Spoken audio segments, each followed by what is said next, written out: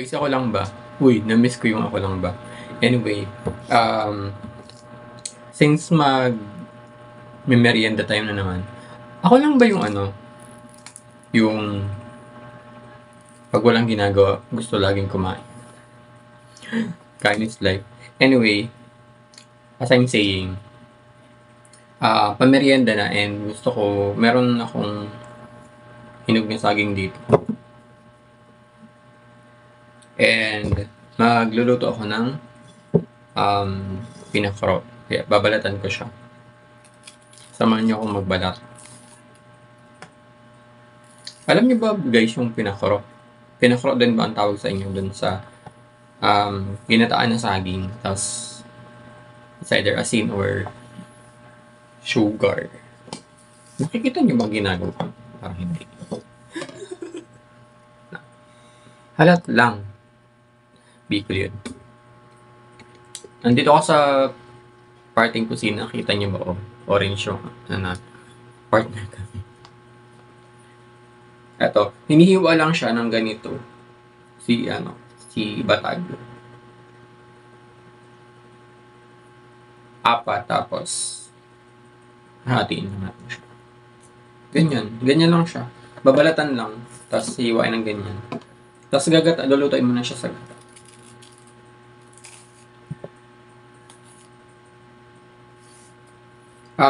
Pwede din yung hilaw na kagaya nung ginawa ko. Nung nakaraan, hilaw yung niluto ko. Pero mas maganda yung hinog kasi syempre matamis na yung saging, tapos siya. Minsan kaya nakakasawa na tong nilaga lang. Para may iba naman, diba? Going back, pinakro din ba ang tawag sa inyo or merong ibang term? Sa Marinduque kasi ang tawag dito ay siroy. Shoutout sa mga follower kong Marinduque. Uy! Maray na aga pala sa gabos ng mga follower natin. And good morning to all my foreign followers. I promise to have an English caption for this video, so I'll try to make sure that it's translated in English. Not sure if Facebook will automatically do that for you, but I'll try to have it in English.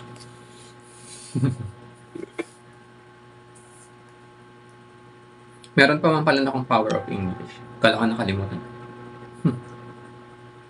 Well, I am missing my previous job.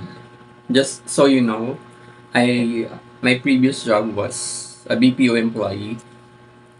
That's the reason why I have this kind of accent. Sure. Pero talaga, literally, and totoo na kapag galing ka sa BPO, and yung tumagal ka sa BPO, because I've been part of the BPO industry for almost 10 years. So that's the reason why I try to master speaking in English. Not to brag, but my English was practiced when I worked in BPO. So I'm really happy being part of the industry.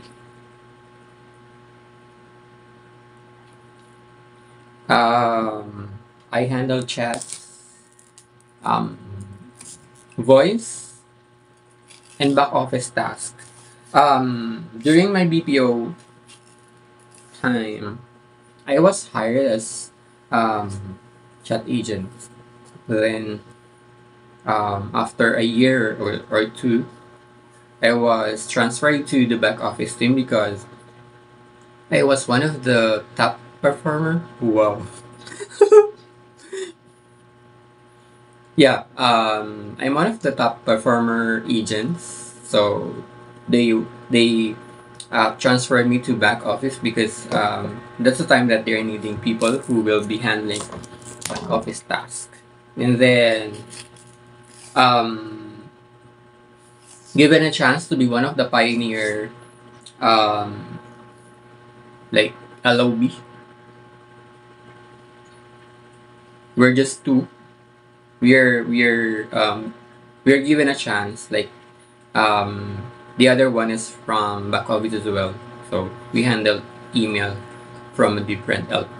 And then I was given a chance to be transferred to voice as VTM. And then my TM career starts from there.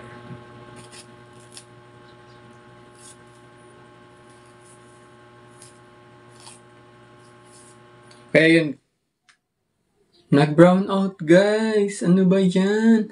Ang dilim, wait lang. Pause ko muna ha. Dilim talaga guys at brown out. So, continue ko na yung pagluluto ko ng pinakaro. Tapos, pakita ko na lang sa inyo yung luto na. Sige, sige. Diyan lang kayo ha. Happy Friday. Thanks God, it's Friday. Diyan lang kayo guys. Ito na yung pinakaro. Never mind the background. Luto na siya. Brown out pa din. Pinapalamig ko lang. Ito na siya. Umuusap-usap pa. Asukal yung nilagay ko.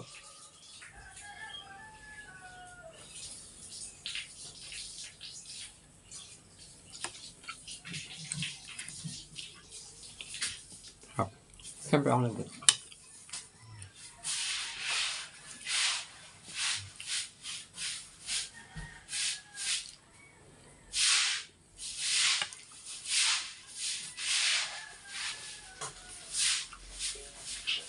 Medyo mainit pa guys. Pero, ito na. Snack pa din tayo. Happy Friday guys. Mag-end na ako ng vlog. Kasi palobat na rin yung phone ko. Thank you God for giving us this Friday. Kain. Bye-bye.